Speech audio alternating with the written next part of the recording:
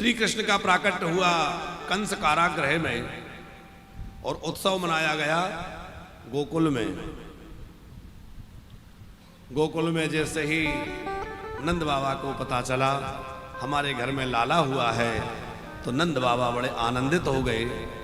दौड़ते हुए यमुना जी के पास गए, यमुना जी को प्रणाम किया, यमुना जी में स्नान किया। स्नातः सुचिर अलंकृता, सुंदर वस्त्र अलंकार धारण किए और नंद बाबा जो है वो सज धज करके वेदज्ञ ब्राह्मणों को आमंत्रित किया। श्री सुखदेव जी महाराज कह रहे हैं, नंदस्त्वात्मजोतपन्ने जाता हलादो महामना।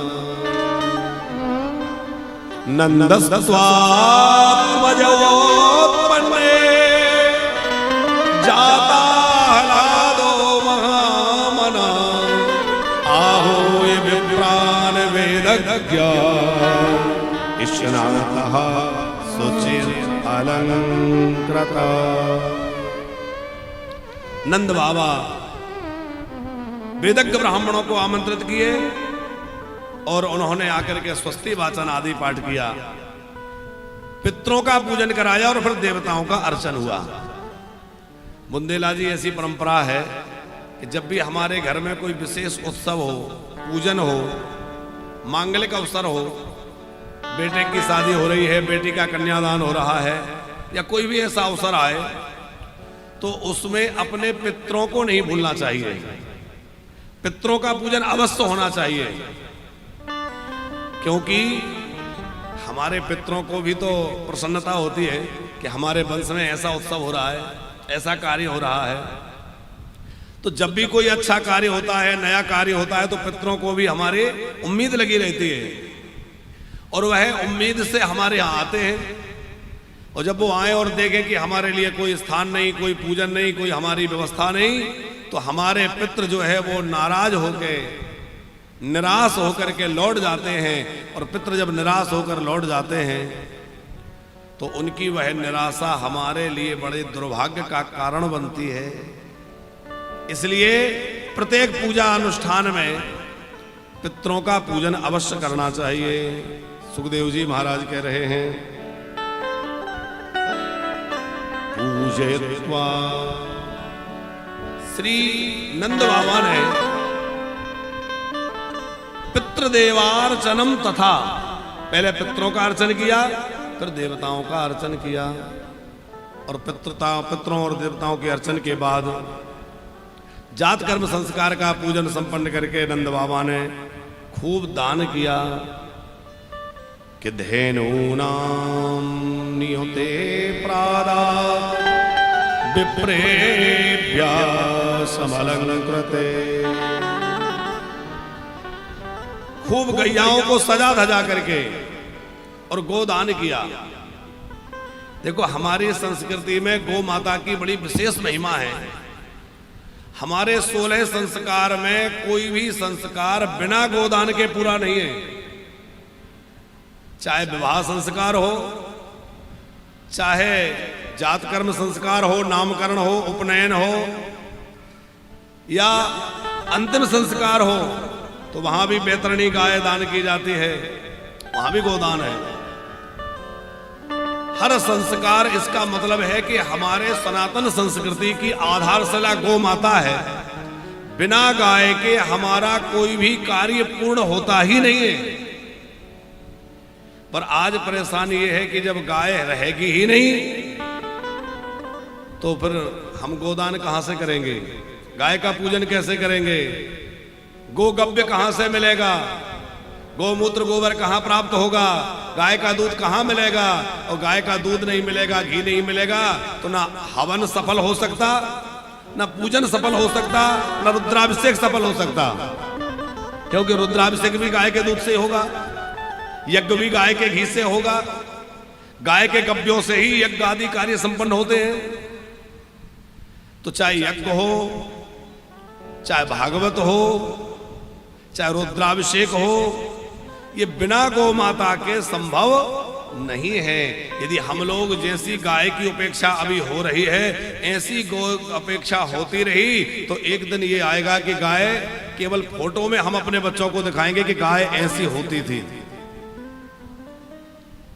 बुंदेला जी, वह दिन दूर नहीं जब गाय देखने नहीं मिलेगी, केवल फोटो में, चित्र में, मोबाइल में गाय देखने को मिलेगी कि ऐसी होती थी गाय।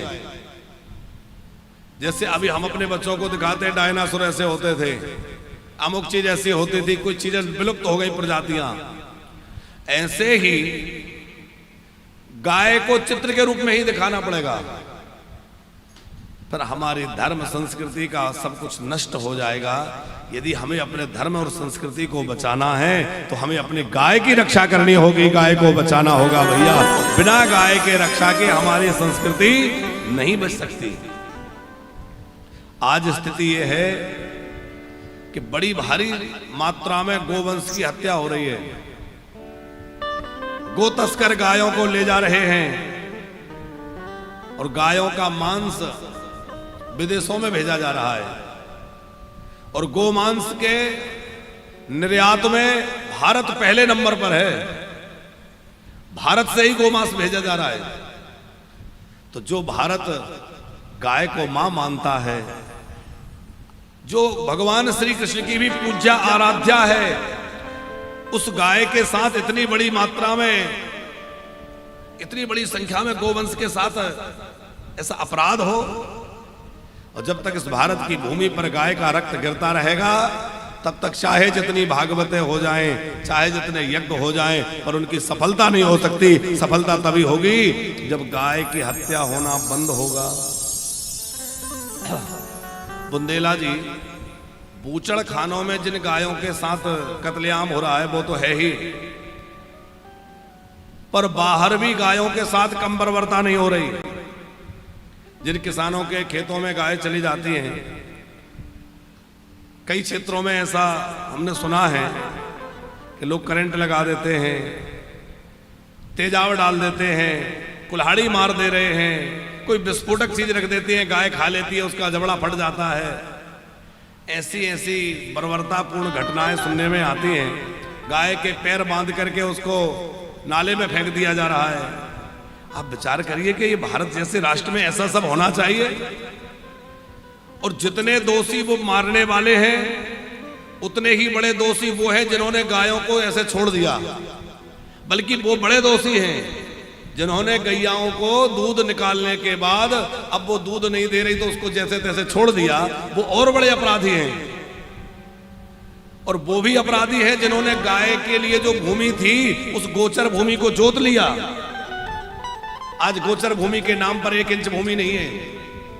तो जिन्होंने गोचर भूमि को जोत लिया वो भी गोहत्यारे हैं, क्योंकि आज उनके कारण ही तो गैया इस प्रकार भटक रही है, उसकी जमीन समाप्त हो गई।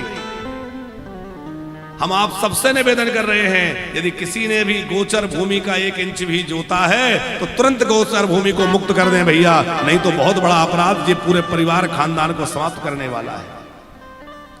गोचर भूमि का कभी उपयोग न करें। गाय के लिए जो स्थान सुरक्षित है वो गायों के लिए रहे। और जो गो पालन करने वाले लोग हैं, आप में से कुछ लोग ऐसे होंगे जो गाय रखते होंगे, वरना जो सोशल मीडिया आदि के माध्यम से सुन रहे हैं कि भैया गाय को दूध निकाल के गाय सड़क पर छोड़ देना, इससे भयंकर क्या अपराध होगा। परम पूज्य श्री रमण रेती वाले महाराज श्री जी, पंकज जी, किसी ने उनके सामने कह दिया कि आवारा घूमने वाली गाय, तो सभा में खड़े होकर बोले कि सुनो, गाय आवारा नहीं है, गाय हमारी माँ है और माँ को आवारा कहने वाला खुद आवारा है। हम लोग आवारा हो गए हैं जो अपनी गैया मैया की सेवा और देखभाल नहीं कर पा रहे हैं। गाय आवारा नहीं है, बच्चे आवारा है हम लोग, जिन्होंने गैया को सड़क पे छोड़ दिया, डंडा खाने के लिए छोड़ दिया, मरने के लिए छोड़ दिया, तो हम आवारा हो गए। तो नंद बाबा ने बड़े प्रेम पूर्वक गैया मैया का दान किया, पूजन किया।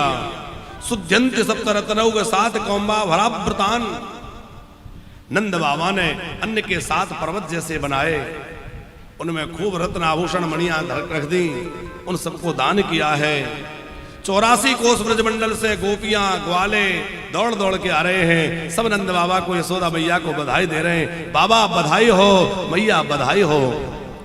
गोपाः परस्परं हृष्टा दधिचीर्घृताम्बुवि असिञ्चन्तो विलम्पन्तो नवनीतैश्चिक्षुषो। परस्पर हिल मिलकर ग्वाल वाला नाच रहे हैं, खूब दही उड़ेला जा रहा है, माखन के गोले चलाए जा रहे हैं। पूरा नंद भवन ऐसा लग रहा है क्षीर सागर बन गया है, दूध दही भरा पड़ा है। सब उछलते भये, नाचते भये, कीर्तन करते हुए, ढोल सहनाई बजा रहे हैं, कीर्तन कर रहे हैं और झूम झूम के नाच रहे हैं। आप लोग भी जरा नाच कर आनंद महोत्सव बनाइए। कि बाजे ढोल सहनाई गोकुल में, हो बाजे ढोल सहनाई गोकुल में, हो बाजे ढोल सहनाई गोकुल में, आज बाजे बधाई गोकुल में, आज बाजे बधाई गोकुल में, हो आज बाजे बधाई गोकुल में, आज बाजे बधाई गोकुल में, ओ बाजे ढोल सहनाई गोकुल में।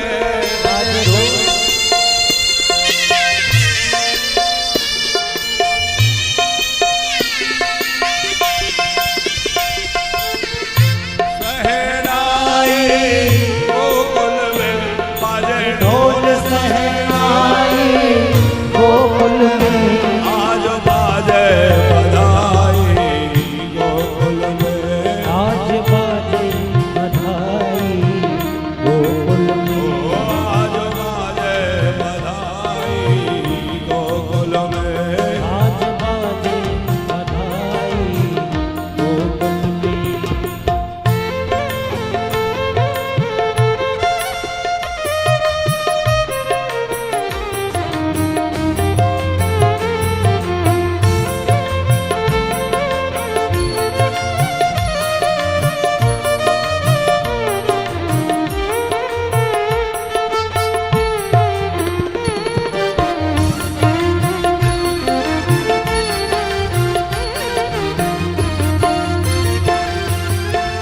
जन्म लिया है नंदलाला ने, आनंद चौदसी छायो।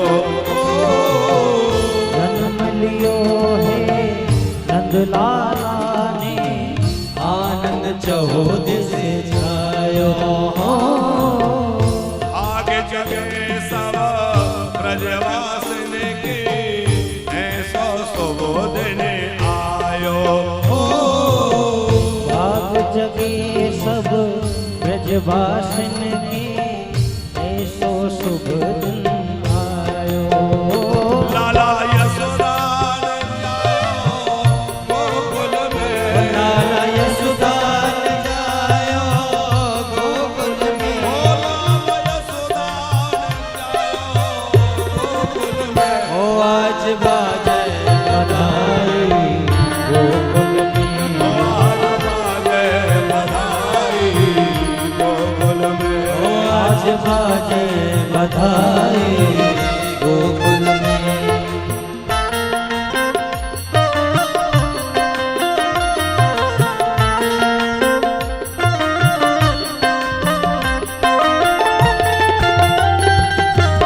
झूम झूम के श्रीमान है।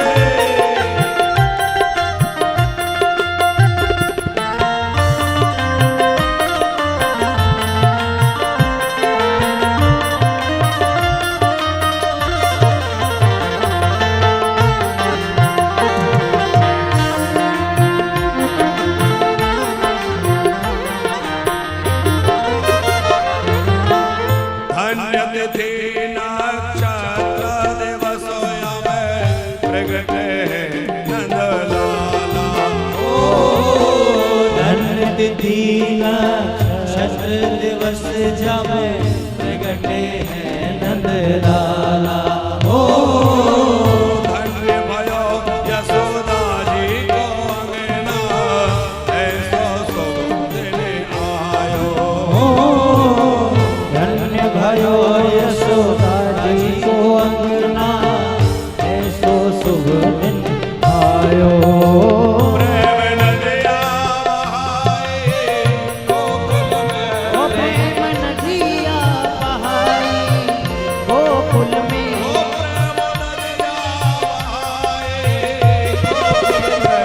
आज बाजे बधाई गोकुल में, आज बाजे बधाई गोकुल में। हो बाजे ढोल सहनाई गोकुल में।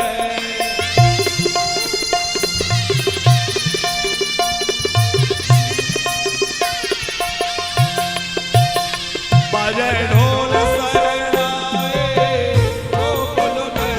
बाजे ढोल सहनाई गोकुल में। आज बाजे बधाई गोकुल में। आज बाजे बधाई गोकुल में। बधाई हो। एक बार भाव से बोले नंद के लाला की जय हो।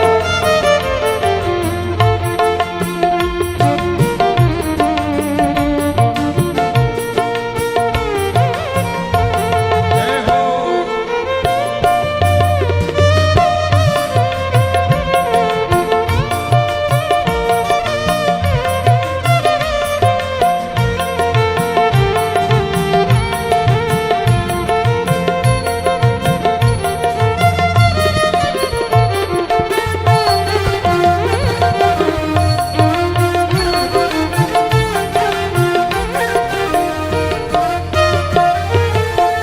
सज गए महले अटारी गलिया, फूल उठी फुलवारी।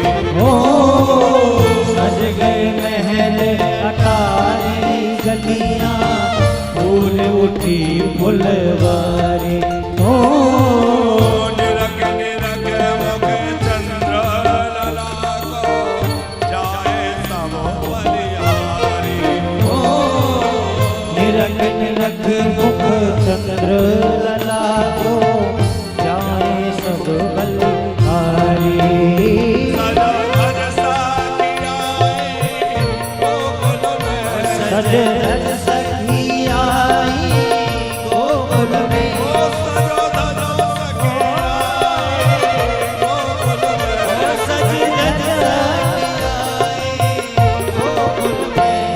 आज बाजे बधाई गोकुल में। हो बाजे बधाई गोकुल में। ओ बाजे ढोल सहनाई गोकुल में।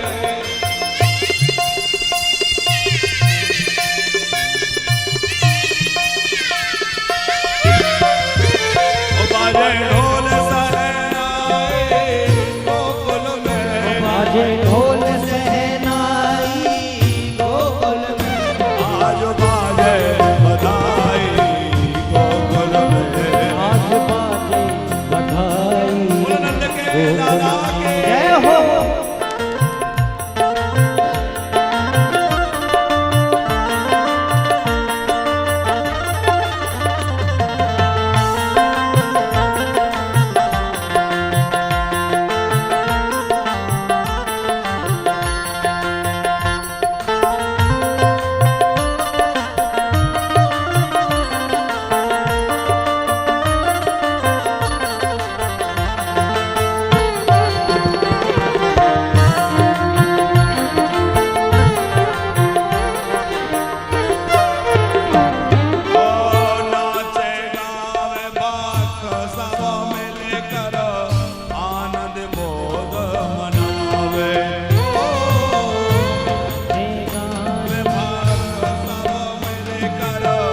आनंद भोग मनावे हो छैल छबीले ब्रजवासिन संग तरस करत सुख पावे। हो खेल छबीले ब्रजवासिनी संग रस संग सुख पावे। लेते पागल बधाए गोकुल में, लेते पागल बधाई गोकुल में। लेते पागल बधाए गोकुल में, पागल बधाई गोकुल में। आज बाजे बधाई गोकुल में, बाजे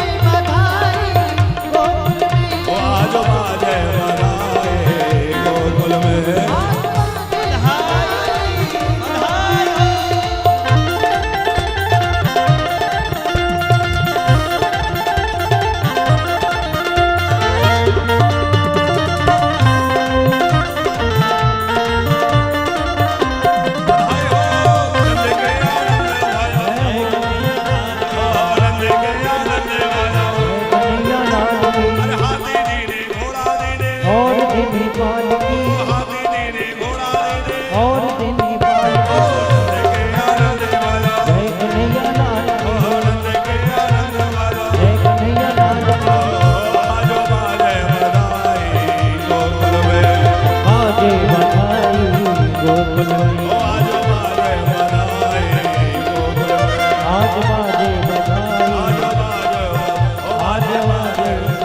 आज बाजे बधाई गोकुल में।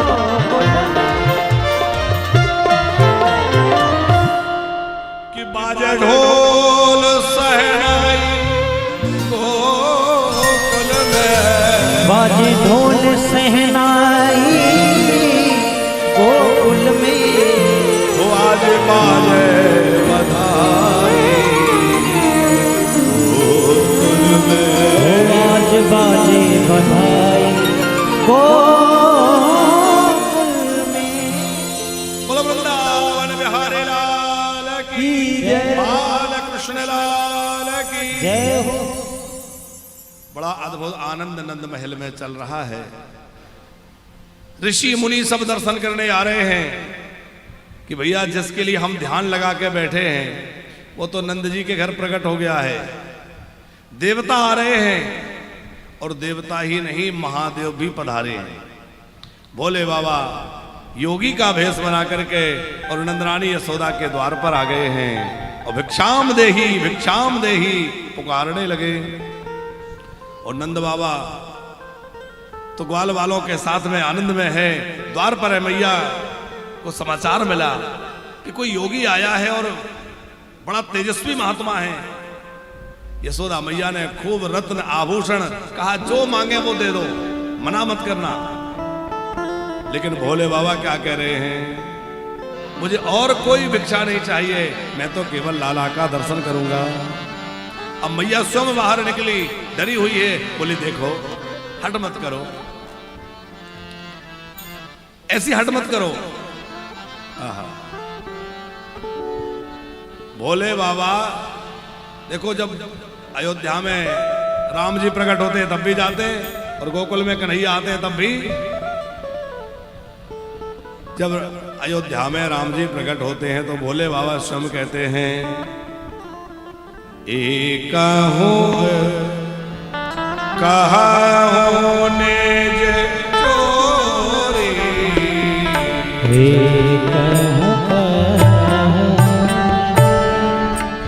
निज चोरी,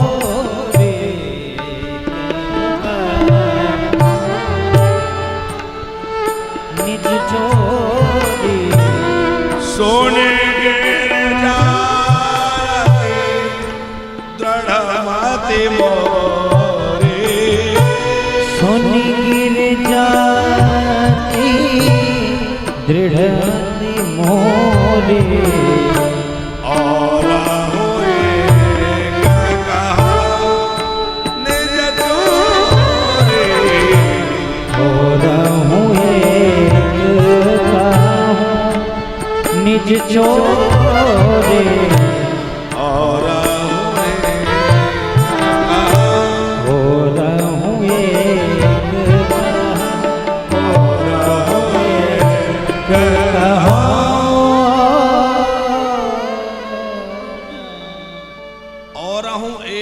कहा हूं निज चोरी। भोले बाबा कहते हैं मैं अपनी एक चोरी बतला रहा हूं कि मैं भी चोरी से दर्शन करने जाता हूं। तो अयोध्या में तो भोले बाबा चोरी से दर्शन करने जाते ही हैं, गोकुल में भी चोरी से दर्शन करने आते हैं। मैया अपने लाला का दर्शन करा दे। मैया डर रही है, इनके गले में बड़े बड़े नाग हैं। भोले बाबा बोले मैया तेरा लाला बड़े बड़े नागों का नाग नथैया होगा, डरना क्या है। मैया बड़े डरते डरते लाला को लेकर आई और भोले बाबा दर्शन करके निहाल हुए। बड़ी प्यारी ये कथा है। और उसके बाद नंद जी को याद आया, अरे हम लोग हर वर्ष जो कंस को कर भिजवाते हैं उसकी तो तिथि निकली जा रही है और समय पे कर नहीं पहुंचेगा तो कंस नाराज हो जाएगा। इसलिए घी दही मक्खन आदि लेकर के और नंद बाबा गोकुल से मथुरा कर भेजने के लिए चल दिए।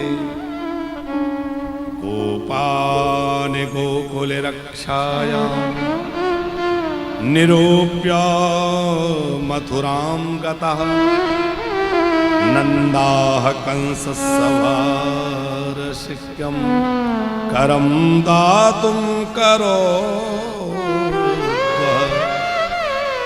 कर प्रदान करने के लिए नंद बाबा चल दिए और नंद बाबा ने कंस को कर प्रदान किया।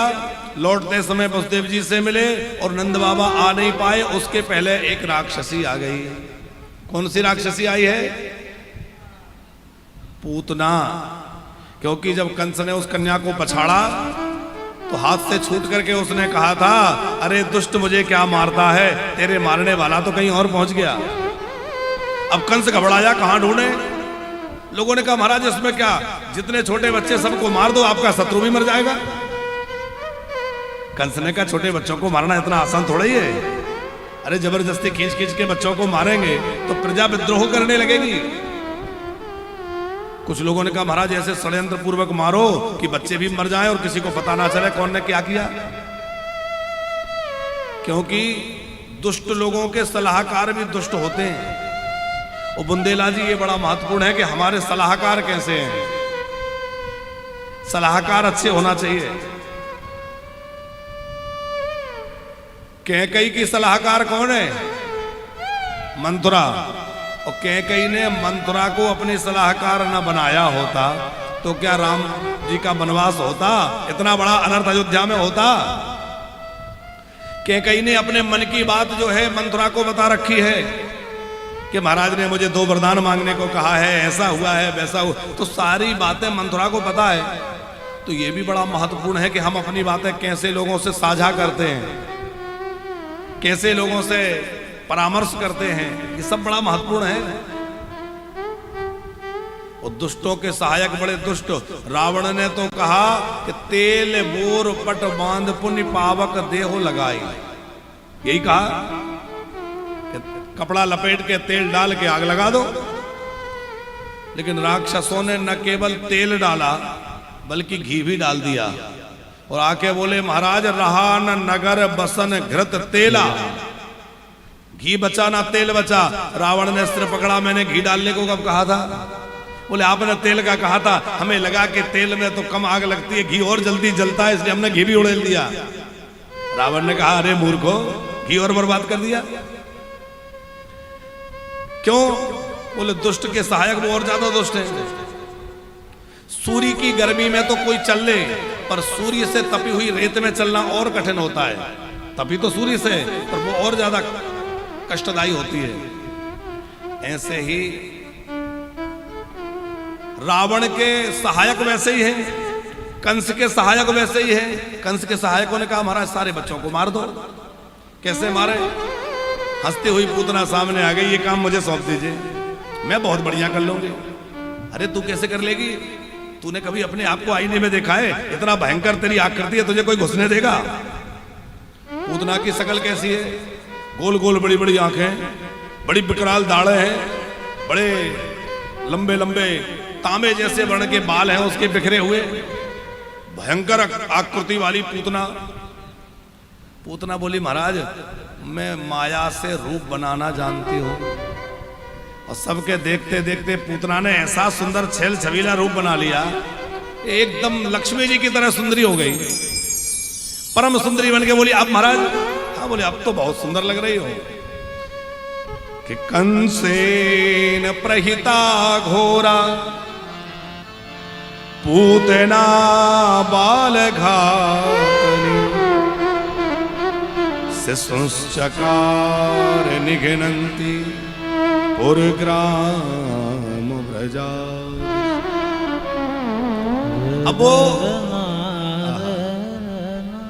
पुरग्राम व्रजादिषु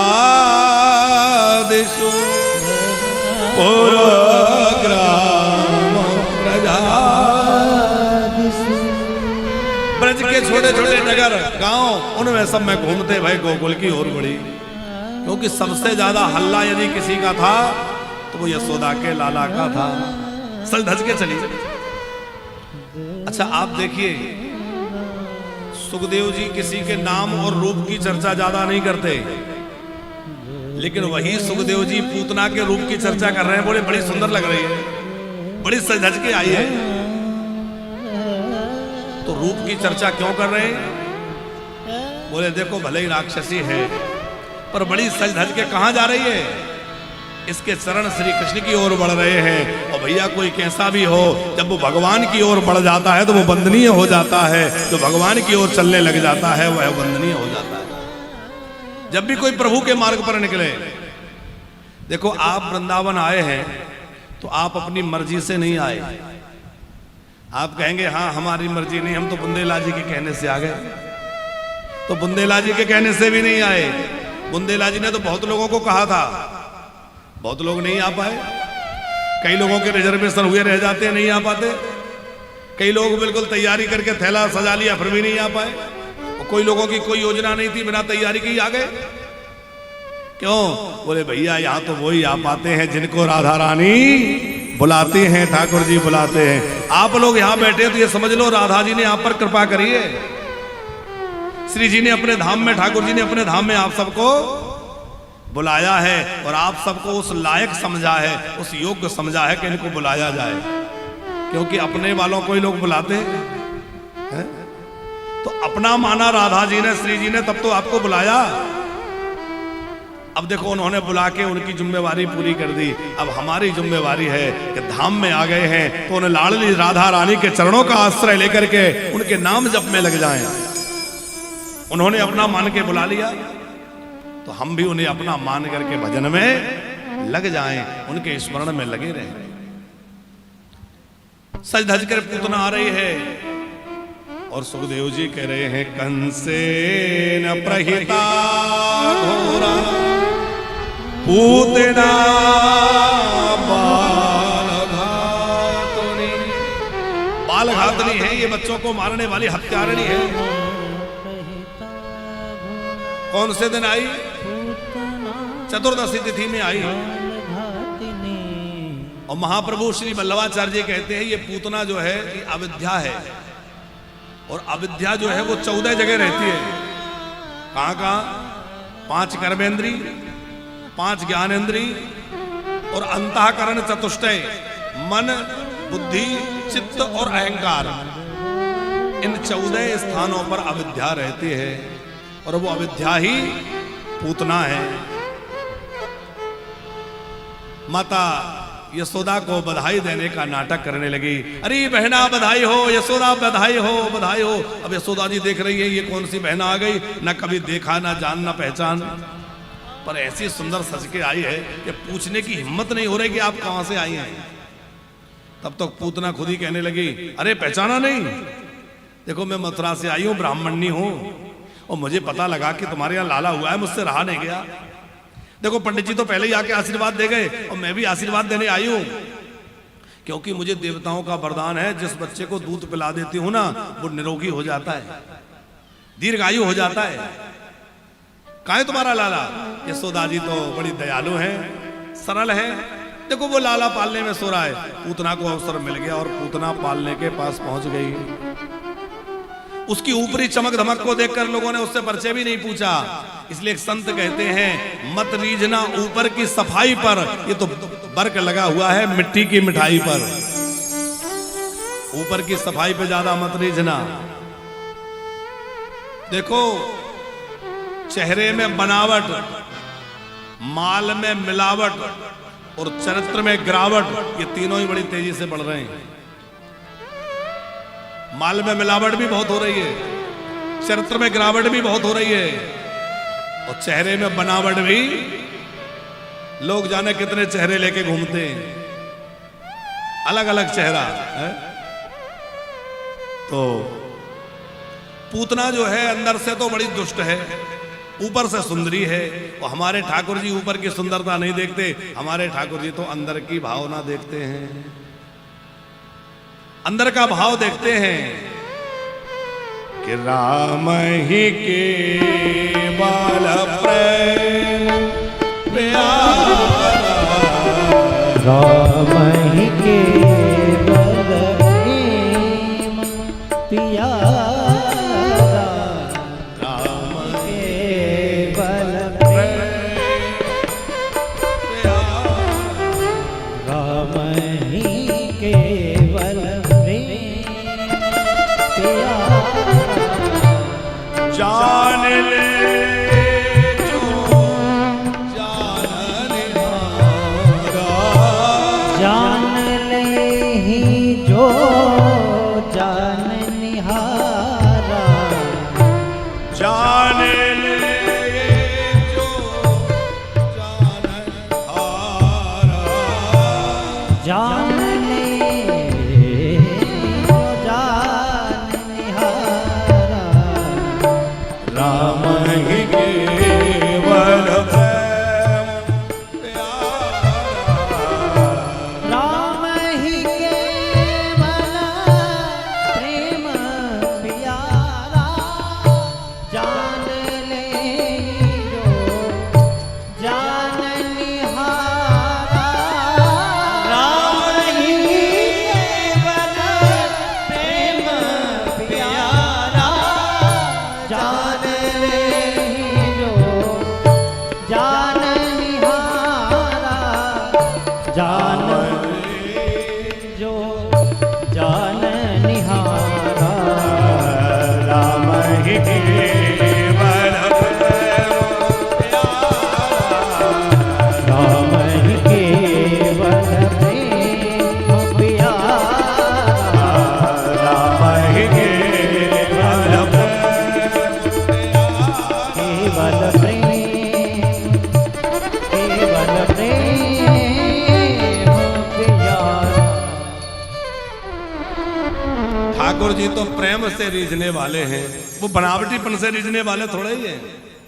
इसलिए जैसे ही कन्हैया ने पूतना को आते हुए देखा तो अपने दोनों नेत्र बंद कर लिए।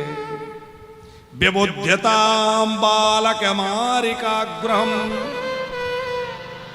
चराचरास्म निमीलिते क्षणा। श्री कृष्ण ने अपने नेत्र बंद कर लिए। अब नेत्र क्यों बंद कर लिए, आप में से कौन बताएगा? कन्हैया ने अपनी आंखें क्यों बंद कर ली, आप लोगों को पता है? अच्छा, कितने लोगों को पता है कन्हैया ने आंख क्यों बंद कर ली? चलो हम बता देते हैं। छोटा बच्चा हाथ खड़ा कर रहा है, अच्छा इससे पूछो क्यों आंख बंद कर ली? क्यों लाला, पता है कन्हैया ने आंख क्यों पूछ ली? हाँ हाँ, डर लग रहा था तो वो तो सज धज के आई थी, वो कौन सी डरावनी बन के आई थी। लेकिन बहुत अच्छा, बच्चे कम से कम ध्यान से सुन तो रहे। अच्छा चलो, हम आपको कई कारण सुनाते हैं आंख बंद करने के, ध्यान से सुनना। एक तो इसलिए आंख बंद कर ली कि सोच रहे थे हम तो आए थे दूध पीने, मिश्री खाने, माखन खाने, और ना तो माखन खाया ना मिश्री खाई, और ये राक्षसी जहर पिलाने आ गई। पूतना जहर लगा के आई है ना, तो श्री कृष्ण छोटे से बच्चे हैं, सोच रहे हैं कि जहर तो बड़ा कड़वा होता है और मैं कड़वा जहर कैसे पीऊंगा। तो आंख क्यों बंद कर ली? बोले आंख बंद करके शंकर जी को बुला रहे हैं, आपको जहर पीने का अभ्यास है, आप आ जाओ, आप जहर पी लेना, मैं दूध पी लूंगा। तो दूसरे संत कहते ये कारण नहीं है, इसलिए आंख बंद कर ली होगी, सोच रहे होंगे कि मैं राक्षसों को मारने आया हूं और इस काम की शुरुआत यहीं से हो रही है, तो किसी बड़े काम की शुरुआत करो तो आंख बंद करके मंगलाचरण करना चाहिए। तो आंख बंद करके मंगलाचरण कर रहे हैं कि चलो हो जाए शुरुआत। एक संत बोले इसलिए आंख बंद कर ली होगी, सोच रहे होंगे इस जन्म में तो इसने कोई अच्छा काम किया नहीं, आंख बंद करके पिछले जन्मों को देख रहे हैं कब इसने ऐसा काम किया जो आज मेरे पास आ गई। इसके पिछले जन्मों को आंख बंद करके देख रहे हैं। ये पिछले जन्म में राजा बलि की बेटी रत्नमाला थी और वामन भगवान को देख के इसको लगा कि कितना प्यारा बच्चा है, मेरा होता तो गोदी में खिलाती, दूध पिलाती। और जब भगवान वामन से विराट बन गए तो इसकी भावना बदल गई, बोले मेरा बच्चा होता तो जहर पिला के मार देती, बस चलता तो जहर पिला देती। तो भगवान ने दोनों इच्छा यहां पूरी करी। एक संत कह रहे हैं इसलिए आंख बंद कर ली, सोचा कि ये है मायावती और मैं हूं मायापति। तो जैसे सूर्य के सामने अंधेरा नहीं टिक सकता, वैसे ही भगवान के सामने किसी की माया नहीं टिक सकती। अब ये बढ़िया बनावटी रूप बना के आई है तो मैं ही अपनी आंख बंद कर लूं। भगवान ने अपने दोनों नेत्र बंद कर लिए। अथवा सोचा होगा आंखों से आंख मिलेंगी तो प्रेम बढ़ेगा, और प्रेम बढ़ेगा तो मारूंगा कैसे, इसलिए आंख बंद कर ली, इसकी ओर देखना ही नहीं है। अथवा जो बनावटी भेष लेकर आते हैं भगवान उनको नहीं देखते, जैसे है वैसे पहुंच जाओ तो भगवान कृपा करेंगे, और बनावटी बन के पहुंचो तो भगवान देखते ही नहीं है। बुंदेला जी हनुमान जी राम जी के सामने पहली बार जब आए तो ब्राह्मण भेष में आए। राम जी ने परिचय दिया, हम पितु वचन मान बन आए, यहाँ हरि निश्चर वैदेही विप्र भरे हम खोजत देही। सब बात सुनाई। हनुमान जी पहचान गए मेरे राम जी हैं, तो चरणों में गिर के प्रणाम किया। तो उसी रूप में हनुमान जी राम जी के चरणों में प्रणाम कर रहे हैं। हनुमान जी बड़ी देर तक लेटे रहे पर राम जी ने उठाया नहीं। हनुमान जी सोच रहे हैं कि उठा क्यों नहीं रहे, अरे इनका तो स्वभाव है कि कोई प्रणाम करे तो बीच में ही रोक लेते हैं। मैं इतनी देर से चरणों में पड़ा हूं, ये उठा ही नहीं रहे। पर विचार आया कि अब तो पक्का हो गया कि ये मेरे राम जी ही हैं। क्यों? बोले मैं बनावटी रूप बना रखा हूं इसलिए नहीं उठा रहे। और जैसे हनुमान जी ने बनावटी भेष छोड़ा, असली रूप में आए, तुरंत राम जी ने उठा के हृदय से लगा लिया, क्योंकि भगवान बनावटी की ओर नहीं देखते, भगवान तो जैसे है वैसों को अपना लेते हैं। ये बनावटी बन के आई है। अथवा इसलिए नहीं देखा होगा कि ये भगवान के दृष्टि का पात्र नहीं है। दृष्टि वही डालना चाहिए जो दृष्टि का पात्र हो। जब राम जी के रूप में ठाकुर जी पधारे तो एक सुंदरी वहां भी तो आई थी। अच्छा, राम अवतार में कौन सी सुंदरी आई थी? शूर्पणखा, बड़ी सजज की आई थी। राम जी से बोली मुझसे ब्याह कर लो, पर राम जी ने उसकी ओर देखा भी नहीं। राम जी कहां देख रहे थे? सीता चेताय कही प्रभु बाता, सीता चेताय कही प्रभु बाता, सीता कही प्रभु बाता। आहि कुमार मोर लघु भ्राता, आहि कुमार पुर लघु भ्राता, सीता चेताय कही प्रभु बाता, सीता कही प्रभु बाता। आहि कुमार मोर लघु भ्राता, अहि तुमार पुर लघु भ्राता, सीता चेताय कही प्रभु बाता, सीता कही पुर बाता, कही। तो जानकी जी की ओर देख के राम जी बात कर रहे हैं। किसी ने राम जी से कहा कि जिसकी ओर जिससे बात करो उसकी ओर देखो भी तो सही। राम जी बोले कि इसलिए नहीं देख रहा कि ये मेरी दृष्टि का पात्र नहीं है। अच्छा बुंदेला जी, यहाँ एक बड़ी सोचनीय बात है इस चौपाई में कि राम जी कह रहे हैं कि आही कुमार, लक्ष्मण जी की ओर इशारा कर रहे हैं, ये कुमार है, इनसे ब्याह कर लो। तो क्या लक्ष्मण जी कुंवारे हैं? लक्ष्मण जी तो विवाहित हैं, उर्मिला जी इनकी पत्नी है, और राम जी सच्चिदानंद हैं, तो फिर भी कह रहे हैं आही कुमार, ये कुमार है। क्यों? एक संत बोले बात यह है कि विवाहित तो वो शूर्पणखा भी थी, पर क्या कह रही थी आके, ताते अवलग रही कुंवारी, तो वो उसी भाषा का प्रयोग कर रही थी। बोले मैं कुंवारी हूं, तो राम जी कह रहे हैं जैसे तू कुंवारी है ऐसे ही मेरा भैया भी कुंवारा है। लेकिन ये तो एक भाव है, इसका सही अर्थ एक महात्मा कर रहे थे। बोले कुमार का अर्थ है जिसने काम को मार दिया हो। लक्ष्मण जी ने काम को मार दिया है, इसलिए लक्ष्मण जी का एक नाम कुमार है। काम को मारने के कारण इनका नाम कुमार है, इसलिए राम जी कह रहे हैं कि ये कुमार हैं। कुमार का मतलब कुमारा भी होता है, और कुमार का मतलब काम विजयी भी होता है। तो राम जी ने सोचा कि वहां शूर्पणखा जब आई तब तो मेरे पास में जानकी जी थी, अब यहां तो कोई भी नहीं है दाएं बाएं, तो कोई नहीं है तो आंख भले ही बंद कर लो, पर गलत जगह दृष्टि नहीं जाना चाहिए। इसलिए ठाकुर जी ने दोनों नेत्र बंद कर लिए। पूतना को लगा बच्चा सो रहा है, तुरंत बालक को उठा के गोद में ले लिया, और गोद में लेके अपना स्तन लाला के मुख में दे दिया। अब लाला जो है चुकुर चुकुर दूध पीने लगे, और दूध क्या, वो तो जहर लगा के आई थी। लाला ने जहर पिया, पर जो जहर बनाने वाला है उसको जहर से कुछ होगा? अब पूतना देख रही है मरता क्यों नहीं? अरे एक बूंद पीने से मर जाना था, पर ये बच्चा कैसा है, मरता ही नहीं। फिर घबराने लगी, अजी मुझे कुछ हो रहा है, अरे अरे मुझे कुछ हो रहा है। भागी, अरे छोड़ छोड़ छोड़ बच्चे छोड़। कन्हैया छोड़ने वाले नहीं है, मथुरा की ओर भागी, छोड़ छोड़ कन्हैया छोड़। कन्हैया धीरे से बोल पड़े, अभी 6 दिन के हैं। क्या बोले? मौसी जी हम जल्दी किसी को पकड़ते नहीं है, और एक बार जिसको पकड़ ले फिर किनारे लगा के ही छोड़ते हैं, फिर ठिकाने लगा के छोड़ते, बीच में नहीं छोड़ते। अब तो ठिकाने लगा के छोड़ेंगे। व्याकुल हो गई, जोर से चीखने लगी, भागने लगी, असली रूप में प्रकट हो गई, और ठाकुर जी ने प्राणों का हरण किया। धड़ाम से जाकर एक बगीचे में गिरी। इतना जोर का शब्द हुआ कि दौड़ दौड़ के सब लोग आगे, भैया क्या हुआ क्या हुआ? देखा तो बड़ी भारी राक्षसी मरी पड़ी है। पर लाला इसके पास कैसे पहुंचे? जैसे तैसे कन्हैया को उतारा। मैया तो बहुत डरी हुई थी। मैया लाला को लेके गौशाला में गई।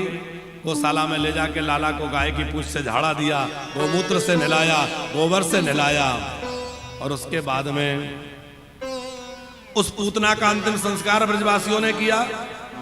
तो पूतना का अंतिम संस्कार जब किया गया तो बड़ी अद्भुत सुगंध निकली। सुखदेव जी कह रहे हैं राजन, भले ही ये राक्षसी थी, दुष्टा थी, पर भगवान कृष्ण की कृपा इसको ऐसी प्राप्त भई कि ये पाप मुक्त होकर के भगवत धाम चली गई। ये है भगवान की कृपा और करुणा।